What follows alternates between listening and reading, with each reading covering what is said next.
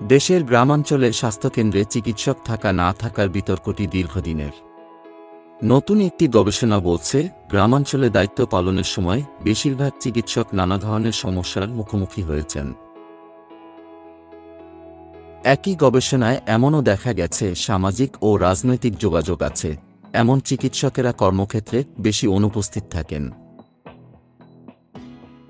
গত 16 এপ্রিল চিকিৎসা ও জনস্বাস্থ্য বিষয়ক সাময়িকী ল্যান্সেটে প্রকাশিত এ সংক্রান্ত এক নিবন্ধে উঠে এসেছে এসব তথ্য। এমন আরও প্রয়োজনীয় তথ্য ও টিপস পেতে সাবস্ক্রাইব করে পাশে থাকুন।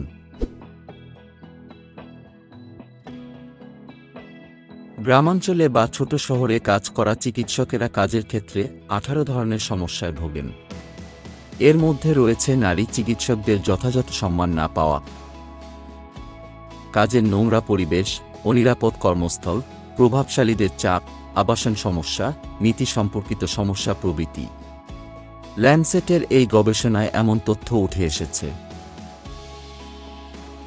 গবেষণায় অংশ নেন বঙ্গবন্ধু শেখ মুজিব মেডিকেল বিশ্ববিদ্যালয়ের পাবলিক হেলথ অ্যান্ড ইনফরমেটিক্স বিভাগের 6 শিক্ষক ও স্বাস্থ্য অধিদপ্তরের স্বাস্থ্য ব্যবস্থাপনা শাখার এক কর্মকর্তা।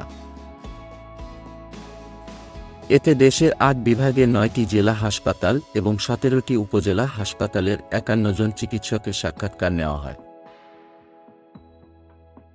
সাক্ষাৎকার নেওয়া চিকিৎসকদের গড় বয়স 31 বছর।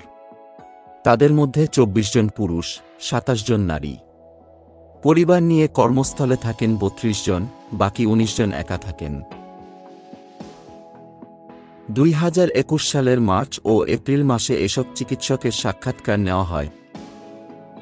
গবেষণায় বলা হয়, অপর্যাপ্ত পরিষেবা কক্ষ, যথাযথ চিকিৎসা সরঞ্জামের স্বল্পতা, আবাসনের খারাপ অবস্থা, রোগীদের সুযোগ সুবিধার অভাব, প্রয়োজনীয় স্বাস্থ্যকর্মীর অভাব, ল্যাবরেটরি পরিষেবার অভাব, অতিরিক্ত কাজের চাপ, নিরাপত্তার অভাব, স্থানীয় রাজনৈতিক নেতা ও সাংবাদিকদের অযাচিত চাপ, উচ্চশিক্ষা, পদায়ন বদলি, পদোন্নতি সংক্রান্ত নীতির যথাযথ প্রযোগের অনুপস্থিতি সরকারি পর্যায়ের উপজেলা ও জেলা হাসপাতালে কর্মস্থলের বড় চ্যালেঞ্জ বলে মনে করেন স্ব জায়গায় কর্মরত চিকিৎসকেরা।